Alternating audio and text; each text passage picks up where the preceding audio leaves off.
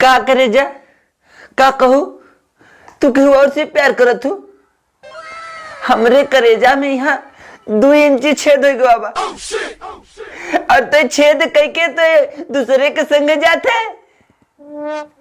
पगली नहीं तो हम याद टंगरी में फसरी लगा के मर जा भाई। तब तो के फोनवा के करे का ऐसे बतिया बे। अब लगता भाई न जिए दिबे न जिए दिबे, लेकिन ऐसा मत कर, हम तुझसे बहुत प्यार करी था, हम तेरे बिना एक पल भी नहीं रह सकी।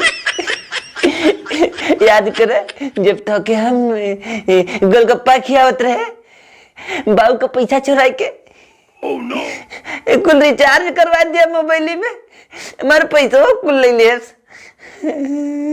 पूरा पता बता के पूरा कुल मिला के हमारे पैसा 30,000 लाते लूटे है के दे हमारे 30,000।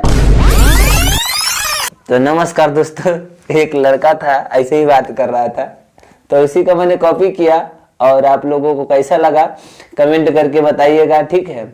और वीडियो को ज़्यादा से ज़्यादा शेयर करिएगा और अपना प्यार आशीर्वाद दीजिए और चैनल को सब्सक्राइब करिएगा। Love you all friend.